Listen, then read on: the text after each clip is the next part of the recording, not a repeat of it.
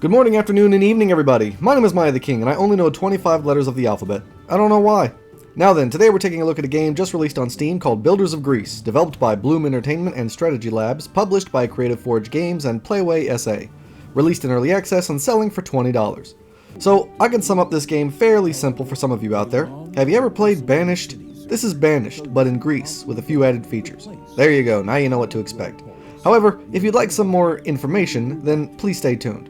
As always, let's go into the good and the bad, followed by my final thoughts. Up first is the positives, and for the first thing for the positives is the price. Now, they could have easily charged more for this game, considering how much replayability, length of play, content, and production value were here, but they didn't. They didn't overstep their bounds, and they gave us an appropriate price tag. I think $20 for this is a great price tag, and wanted to point that out.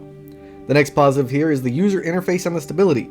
The game didn't have any obvious bugs or glitches or frame rates or anything like that, so for me at least, it was stable and played smoothly. The user interface was easy to understand, customizable, and decent enough to look at. Next up for the positives is the gameplay. Similar to Banished, which I love, it's hard to complain about its gameplay features. Now the game is in early access, so it's not exactly streamlined or got perfect gameplay, but the foundation for great gameplay is definitely there. The controls and movement, camera angles, and different ways of gameplay make the game fairly easy enough to understand and play. For instance, when you go to build buildings, you have the obvious arrows pointing where the front of the building is. Everything feels like it's on a grid, which makes it easier to build things nice and neat, although from watching mine you probably won't see that. I'm terrible at future planning. You have buildings that react to each other and help each other, ways of expanding your overall city via other buildings. You can construct warehouses for easier delivery, and all of them share the resources, so you don't have to worry about long distances. The same applies for marketplaces, so you can build houses way over there, but build farms way over here. And they're going to be perfectly connected because the warehouses and marketplaces just share everything. So that's nice, and it makes it easier to construct things across the map and not have to worry about all that annoying stuff of traversing back and forth. And this might be a positive to some and a negative to others, but there's very little micromanaging in this game. Can't really control where your workers go or what they do, can't really set policies or get elbow deep into the specifics of managing the city. Some people might like that simplification and some might not, but I wanted to make mention of it either way. Along with the city builder stuff that you'd expect, like goods and services along with necessities, the game also has a military component. It's not super great, but it's serviceable and more than a lot of these games are willing to give. You can build a barracks and recruit a squad of infantry and use them to fight off invaders. As your technology improves and your resources get more advanced, you can recruit higher tier level of units to further increase your overall combat strength. It's an interesting yet side component of this city builder game, and it's kind of nice to see.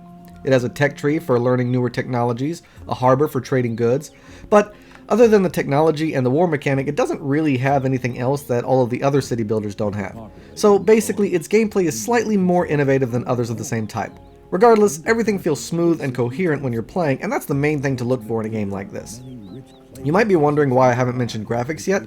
Well, they aren't in the negatives, but I don't want to include them here in the positives either. The title screen looks really good, as I'm sure you saw in the beginning, but once you're in the game, it just looks average. It doesn't really have any amazing detail or lighting or anything like that. It's not awful either, but it's not anything that's I want to make mention of. So I didn't want to really put it in either spot. I'm just going to mention it now because I just finished with the positives, so it's in between. Now, before we get into the negatives, please lend me your ears. My channel only gets views if it's already got more views. Make sense? No? Exactly. That's YouTube's algorithm. So liking, commenting, and subscribing, that does help, but what really helps the growth of my channel is the community talking about it. If you guys and girls out there could please help spread the word of my channel and share my videos, that would really help me out more than liking, commenting, and subscribing. So please, won't you consider helping me out today? Thank you very much.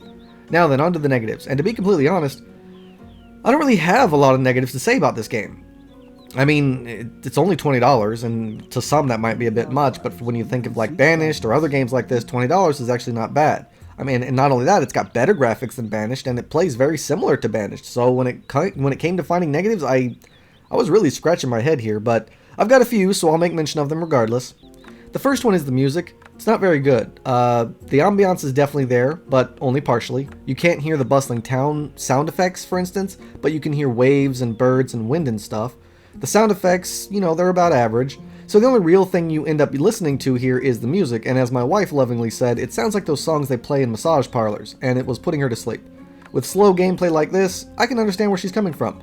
So I didn't like the overall sound design for this game, and the music, it was decent enough, but it just wasn't that good. I particularly am going to forget about it after I'm done playing this game, and it just didn't stand out to me in anything but negatively. And that might just be a personal opinion, but regardless, I wanted to make mention of it. Next up for the negatives is the tutorial. It was absolutely awful. It didn't teach me anything. Wasn't even obvious on how to find the tutorial. You just kind of guess from the main menu which one you think is the tutorial. And once you get into what you think is the tutorial, it does kinda point you in the right direction. But whenever you have a question, it just shoots you to its encyclopedia and forces you to navigate through it to find what you're looking for, and then to read several paragraphs of explanation. I absolutely loathe tutorials like this. Now, don't get me wrong. After playing a couple hours, I got the gist of gameplay, so maybe the tutorial isn't exactly necessary. But I do still have some gaps in my knowledge. Like, why is there always a negative number under my population? What does it mean? How do I fix it? What does it do? I don't know. When does the ship come to buy and sell and trade goods at my harbor? He seems to rarely show up at all, even though I've got the resources to sell and I still have the money to buy other resources, so I don't understand what's going on there. What do half of these buttons mean? What do they do? I don't know, because there's no tooltip bubbles. So, yeah, it needs some more direction, and it needs some better helping tools for newer players. And last but not least for the negatives is the gameplay.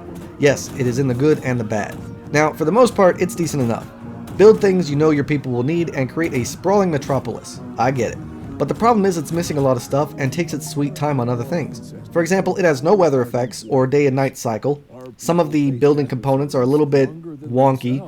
I built a lumberjack here and a lumber mill here, so why are they having issues getting wooden planks out of the deal? That doesn't make any sense to me. They're right next to each other. There should be no issues. So all that was kind of disappointing. Then you've got taxes and resources. I literally was waiting 5 minutes to see a change in my taxes and a change in my treasury after messing around with some stuff, and nothing changed. I couldn't figure out why, so then I made some drastic changes, which eventually, I guess, forced the game to actually change something. As for resources, even at 3 times speed, it takes forever to gather stuff, and since you can't set things to restricted access in your warehouses, others will come in and take those resources for their own nefarious needs when I needed them to build the next building, which ultimately culminated with me sitting around for extended periods of time doing nothing but waiting and hoping I get the resources I need. Out of the 2 hours I played, I probably spent half an hour to an hour sitting around just doing nothing and waiting.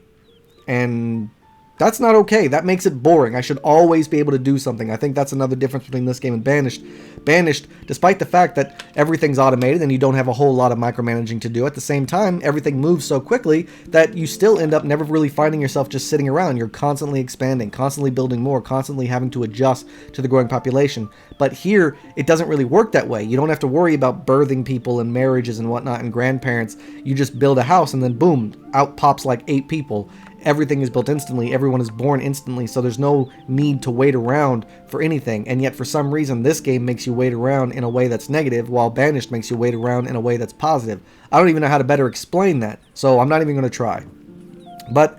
Okay, here's the thing. That's all I got negatively to say about the game, and despite those negatives, it's still not that bad. The reason why Banished really worked was because it made everything simple and also fast.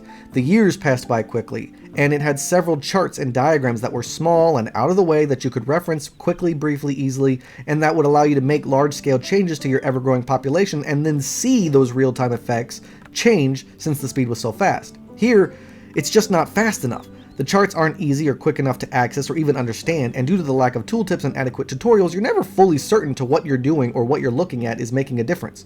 Overall, the game has a solid foundation and could end up being a very fun yet casual stress-free city building simulation game once it's out of early access and gets some more of its features ironed out and some things a little bit better programmed.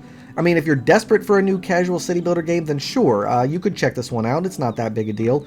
But if not, then you wouldn't really be missing out on much.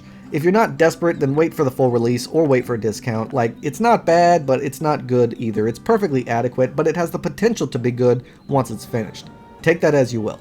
So that's all the time I got for this video, everybody. Thanks so much for watching, with a special thanks to those who stuck around till the end. If you have any questions or concerns, please let me know in the comments down below. Don't forget to like and subscribe, and I can't wait to see you all again on my next adventure. So until then, I bid you all farewell.